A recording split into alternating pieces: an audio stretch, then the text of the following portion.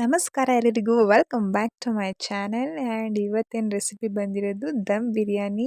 So ಯಾವ ರೀತಿ ಮಾಡೋದಂತ ಹೇಳಿ ನೋಡ್ಕೊಂಬರೋಣ ಬನ್ನಿ. ಫಸ್ಟ್ ಏನೇನು ಬೇಕಂತ ಹೇಳಿದರೆ ಮಸಾಲ ಐಟಮ್ಸ್ ಚಕ್ಕೆ ಲವಂಗ ಚಕ್ರಮೊಗ್ಗು ಮೇಥಿ ಕಸೂರಿ ಮೇಥಿ ಪಲಾವ್ ಎಲೆ ಎಲ್ಲ ಮಸಾಲೆ ಐಟಮ್ಸ್ ಜೊತೆಗೆ ಸ್ವಲ್ಪ ಪುದೀನ ಕಟ್ ಮಾಡಿ ಇಟ್ಕೊಂಡಿರೋದು ಆ್ಯಂಡ್ ಜೊತೆಗೆ 2 ಟೊಮೊಟೊನ ಉದ್ದುದ್ದಕ್ಕೆ ಕಟ್ ಮಾಡಿ ಇಟ್ಕೊಂಡಿದ್ದೀನಿ ಆ್ಯಂಡ್ ಜೊತೆಗೆ 2 ಈರುಳ್ಳಿನ ಕಟ್ ಮಾಡಿ ಸಹ ಇಟ್ಕೊಂಡಿದ್ದೀನಿ ಆ್ಯಂಡ್ ಪೇಸ್ಟ್ಗೋಸ್ಕರ ಶುಂಠಿ ಬೆಳ್ಳುಳ್ಳಿ ಸ್ವಲ್ಪ ಕೊತ್ತಂಬರಿ ಸೊಪ್ಪು ಸ್ವಲ್ಪ ಪುದೀನನ ರುಬ್ಬಿ ಇಟ್ಕೊಂಡಿದ್ದೀನಿ.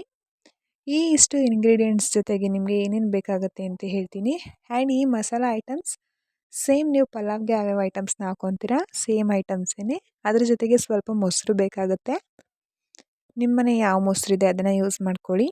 ಆ್ಯಂಡ್ ಈ ಮೊಸರು ಜೊತೆಗೆ ನಾನು ಇವತ್ತು ಅರ್ಧ kg ಚಿಕನ್ನ ಬಳಸ್ಕೊಂಡು ಚಿಕನ್ ಬಿರಿಯಾನಿನ ಮಾಡ್ತಿದ್ದೀನಿ. ಇಷ್ಟು ಇಂಗ್ರೀಡಿಯೆಂಟ್ಸ್ ಜೊತೆ ನಮಗೆ ಬೇಕಾಗಿರೋದು ಮೇಯ್ನಾಗಿ ಮಸಾಲ ಐಟಮ್ಸ್ ಅಲ್ವಾ. ಸೊ ಅದಕ್ಕೋಸ್ಕರ ರೆಡ್ ಚಿಲ್ಲಿ ಪೌಡರ್ ಬೇಕಾಗುತ್ತೆ. ರೆಡ್ ಚಿಲ್ಲಿ ಪೌಡರ್ ಜೊತೆಗೆ ಅರಿಶಿನ ಪುಡಿ, ನಾನು ಯಾವುದೇ ಅಡುಗೆ ನಾನ್ ವೆಜ್ ಅಡುಗೆ ಮಾಡಿದ್ರು ಇದನ್ನು ಬಳಸ್ತೀನಿ. ಆ್ಯಂಡ್ ಅರಿಶಿನದ ಜೊತೆಗೆ ಸ್ವಲ್ಪ ಚಿಕನ್ ಬಿರಿಯಾನಿ ಮಸಾಲ, ಚಿಕನ್ ಅಥವಾ ಮಟನ್ ಬಿರಿಯಾನಿ ಮಸಾಲ ಪೌಡರ್ ಅಂತ ಬರುತ್ತೆ, ಇದನ್ನು ಇಟ್ಕೊಂಡ್ರೆ ಕ್ವಿಕ್ಕಾಗಿ ಬಿರಿಯಾನಿ ಮಾಡ್ಕೊಬೋದು. ಫಸ್ಟು ಒಂದು ಪಾತ್ರೆಗೆ ಒಂದು 5-6 ಟೇಬಲ್ ಸ್ಪೂನಷ್ಟು ಎಣ್ಣೆನ ಆ್ಯಡ್ ಮಾಡ್ಕೊಳ್ಳಿ. ಎಣ್ಣೆ ಕಾಯ್ದಮೇಲೆ ಮಸಾಲ ಐಟಮ್ಸ್ನೆಲ್ಲ ಹಾಕಿ ಫ್ರೈ ಮಾಡಿ ಪುದೀನ ಈರುಳ್ಳಿನ ಆ್ಯಡ್ ಮಾಡಿಕೊಂಡು ನೀಟಾಗಿ ಫ್ರೈ ಮಾಡ್ಕೋಬೇಕಾಗತ್ತೆ. ಇಷ್ಟು ಫ್ರೈ ಮಾಡಿದ್ಮೇಲೆ ಸಾಲ್ಟ್ನ ಆ್ಯಡ್ ಮಾಡ್ಕೊಳ್ಳಿ, ಮಿಕ್ಸ್ ಮಾಡಿ. ನೆಕ್ಸ್ಟ್ ಅರಿಶಿನ ಪುಡಿನ ಸಹ ಆ್ಯಡ್ ಮಾಡ್ಕೊಳ್ಳಿ.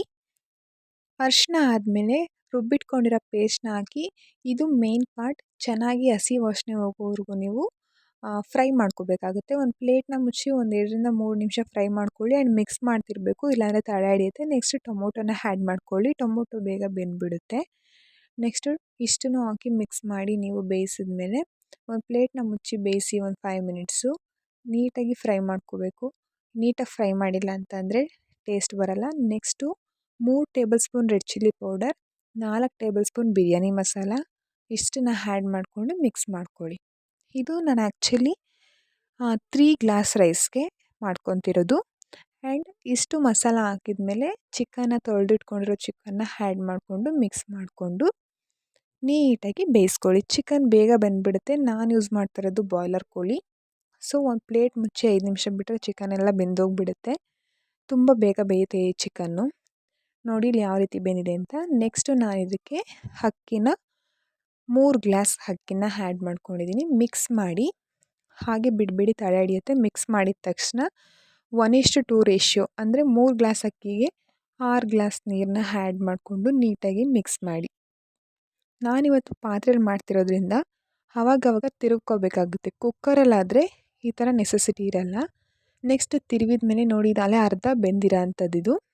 ಇಷ್ಟು ಬೆಂದಮೇಲೆ ಪ್ಲೇಟೆಲ್ಲ ಮುಚ್ಚಿ ಕೊನೆಗೆ ಒಲೆ ಮೇಲೆ ನೀವು ದಮ್ ಕಟ್ಟಿ. ಈ ಪ್ಲೇಟ್ನ ಮುಚ್ಚಿ ಒಂದು ಭಾರವಾಗಿರೋ ಐಟಮ್ಸ್ ಇಟ್ಟರೆ ದಮ್ ಕಟ್ಟಿಬಿಡುತ್ತೆ. ಅದಾದಮೇಲೆ ತೆಗೆದ್ಮೇಲೆ ನೋಡಿ ಎಷ್ಟು ಚೆನ್ನಾಗಿ ಬಂದಿದೆ ಬಿರಿಯಾನಿ ಅಂತ ಹೇಳಿ. ನೀವು ಕೂಡ ಒಮ್ಮೆ ಟ್ರೈ ಮಾಡಿ, ತುಂಬ ಚೆನ್ನಾಗಿರುತ್ತೆ. ಆ್ಯಂಡ್ ಯಾವ ರೀತಿ ಬಂದಿತ್ತು ಅಂತ ಹೇಳ್ಬಿಟ್ಟು ಕಾಮೆಂಟ್ ಸೆಕ್ಷನಲ್ಲಿ ತಿಳಿಸಿ. ಆ್ಯಂಡ್ ಸಬ್ಸ್ಕ್ರೈಬ್ ಮಾಡೋದನ್ನು ಮರಿಬೇಡಿ. ಧನ್ಯವಾದಗಳು ವಿಡಿಯೋನ ನೋಡಿದ್ದಕ್ಕೆ.